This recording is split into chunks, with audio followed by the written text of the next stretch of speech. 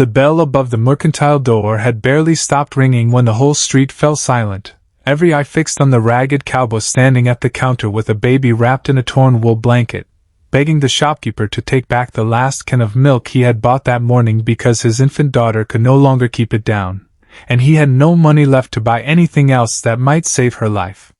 If you believe in kindness, faith, redemption, and second chances, please take a moment right now to like this video, leave a comment, share it with someone who needs a little hope today, and subscribe to our channel, because stories like this one deserve to be remembered.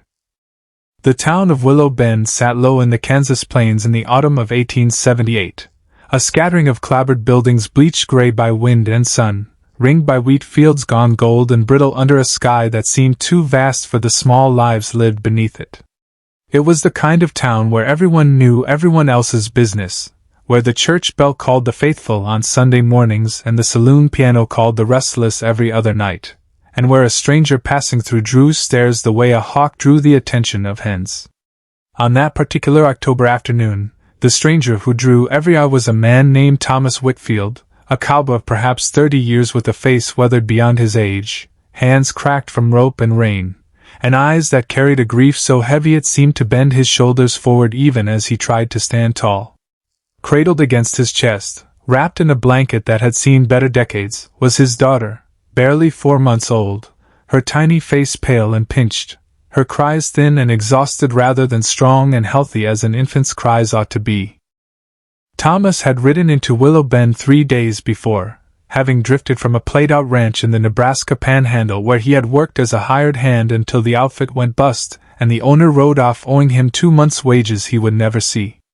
His wife, Sarah, had died giving birth to their daughter, a loss that had hollowed him out in a way no man ought to have to bear alone, and he had been carrying that hollowness across the plains ever since, searching for work, for shelter, for some scrap of stability to offer the tiny life that depended on him entirely.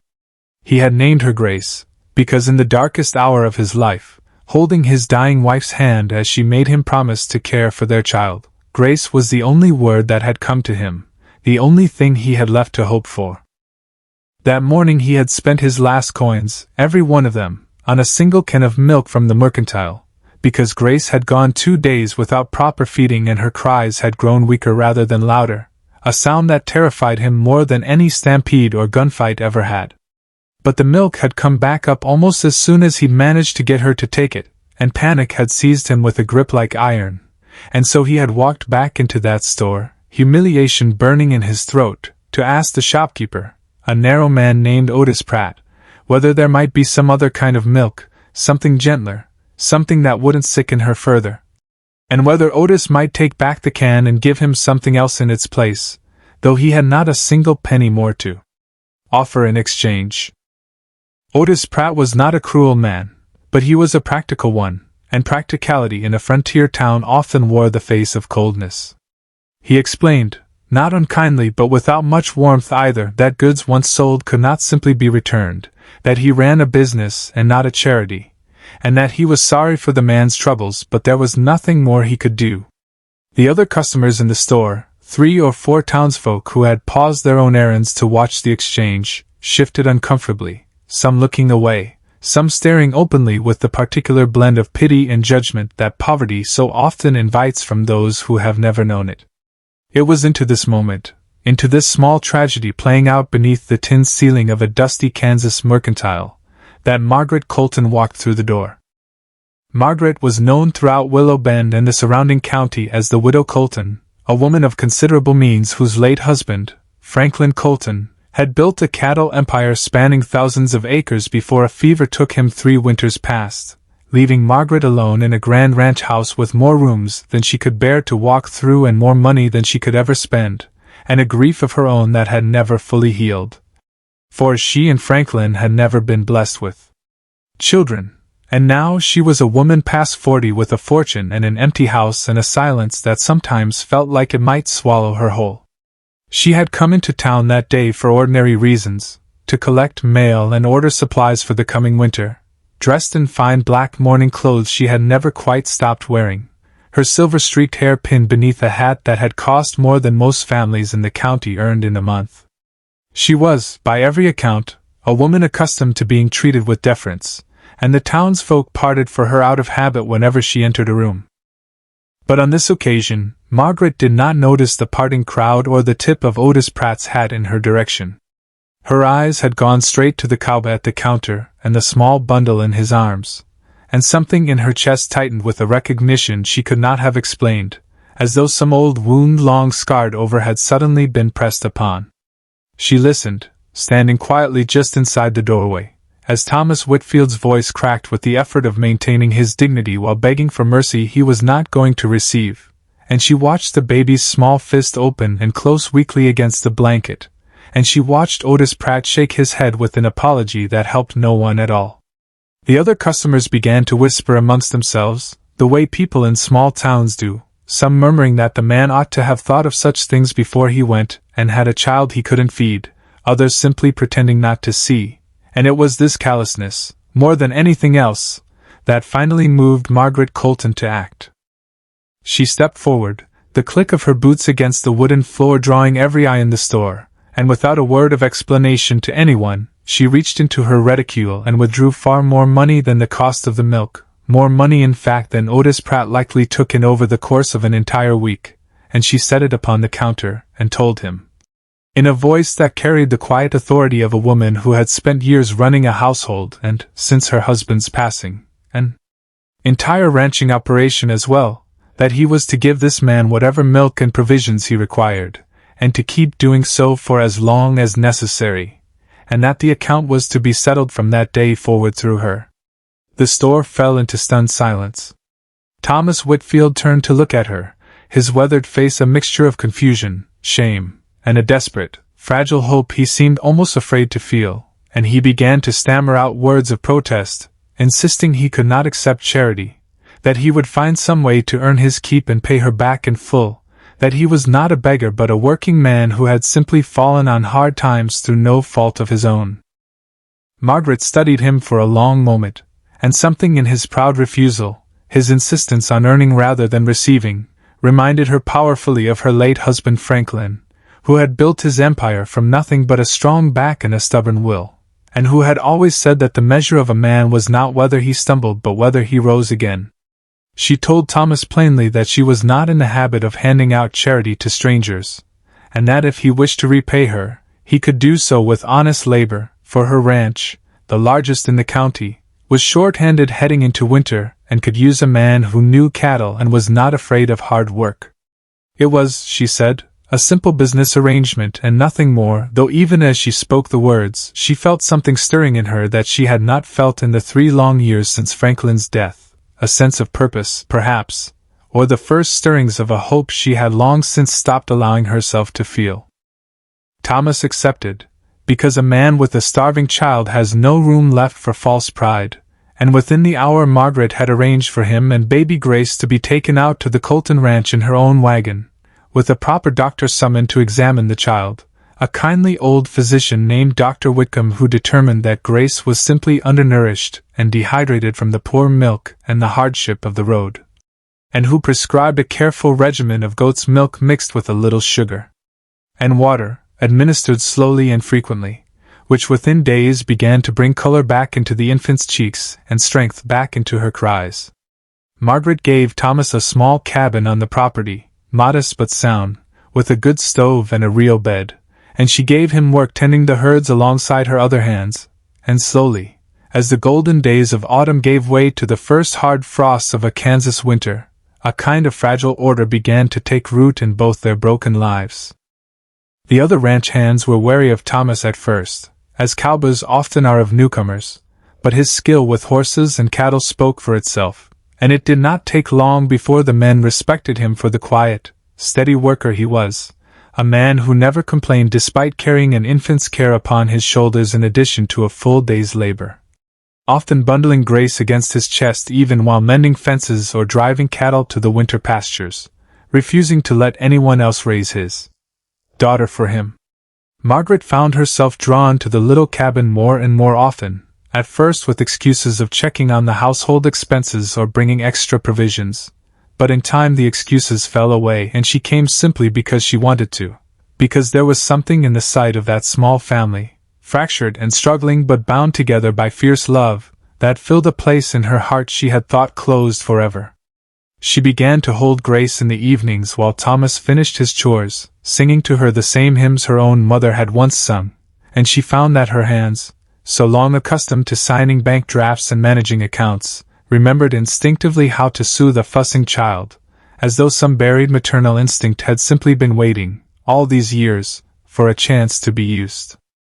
But the frontier rarely allows peace to settle for long without testing it, and testing came that winter in the form of a blizzard the likes of which the county had not seen in a decade, a howling white fury that buried the plains under drifts taller than a man on horseback and drove the temperature down to depths that could kill a grown man in an hour if he were caught unprepared.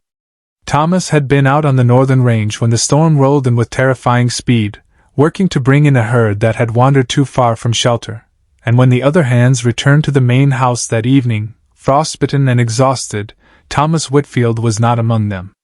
Margaret's heart seized with a terror she recognized at once as more than mere concern for a hired man, a terror that told her, with sudden and undeniable clarity, that somewhere in the months since that day in the mercantile, her feelings for this quiet, proud cowboy had grown into something far deeper than charity or business arrangement. Something she had not allowed herself to name until the possibility of losing him made the truth impossible to ignore any longer. She would not hear of waiting until morning, though every hand on the ranch and even old Dr. Wickham, summoned in case he was needed, warned her that riding out into such a storm was madness, that she would likely perish alongside whatever poor soul she meant to rescue. But Margaret Colton had buried one great love already to circumstances beyond her control, and she was not prepared to stand idle while another slipped away into the white silence of the plains without a fight. She organized the men, provided horses and lanterns and ropes strung between riders so that none would be lost from the group, and she rode out herself at the head of the search party, her fine morning clothes exchanged for a heavy coat and boots, her silver hair whipping loose beneath a fur hat, looking every bit the frontier woman her years in this hard country had quietly shaped her into becoming. They found Thomas nearly 2 hours later, half buried in a snowbank where he had taken shelter in the lee of a rocky outcrop, his horse dead beside him from the cold, his own body dangerously chilled but alive, kept alive, he would later say, only by the desperate thought of his daughter waiting for him and the fierce, unwilling refusal to let her grow up without a father, as she had already begun life without a mother.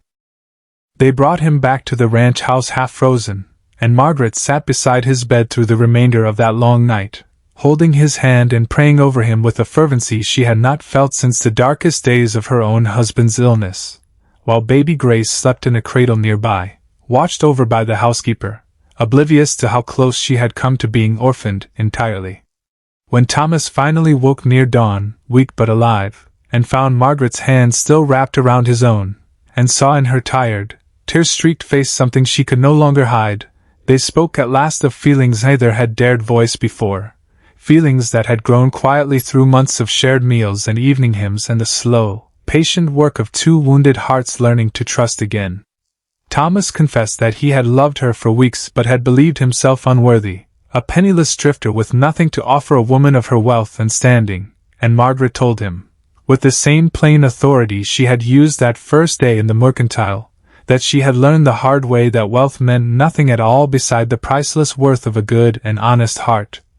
and that she would rather share her life with a man who had nothing but love to give than remain wealthy and alone for another empty year.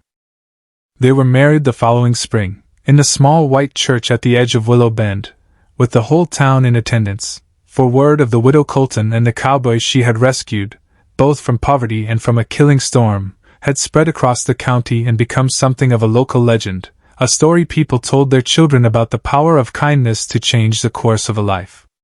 Otis Pratt himself attended the wedding, and it was said he never again turned away a hungry traveler from his store, having learned something that day in his own mercantile that no amount of business sense could have taught him.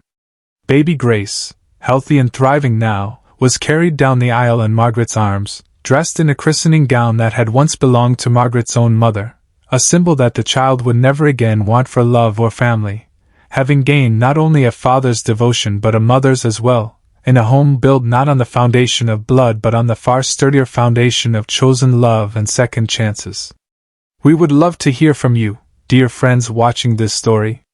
Please leave a comment below and tell us where in the world you are watching from tonight, and what lesson this story of Thomas, Margaret, and little Grace has stirred within your own heart, for every one of your comments means more to us than you know and reminds us why we keep telling these tales of the Old West.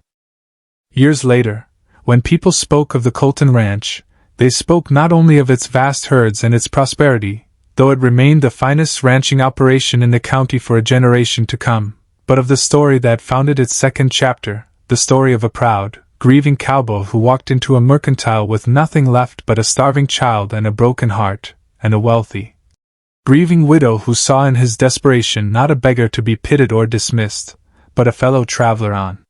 the same hard road of loss, deserving of the same mercy she herself had once longed for in her darkest hours. Grace grew up beneath the wide Kansas sky knowing she was loved beyond measure, knowing the story of the milk that could not be returned and the woman who returned kindness in its place, and she would tell that story to her own children in the years to come, a reminder passed down through generations that the smallest act of compassion, offered freely in a moment when it costs us something real, can alter the whole shape of a life, can turn strangers into family, can turn a lonely widow's empty house into a home once more filled with laughter, and can turn a desperate father's darkest day into the very beginning of everything good that was still, against all odds, waiting for him. If this story touched your heart even a little tonight, if it reminded you that kindness still matters in this hard world and that faith and second chances are never truly out of reach, please take a moment to like this video, leave a comment sharing your thoughts, share it with a friend or family member who might need these words today, and subscribe so you never miss the next story of courage, faith, and redemption from the American frontier. Thank you for riding along with us today, friends, and until next time, may you always find grace enough for one more chance, and courage enough to offer it to someone else.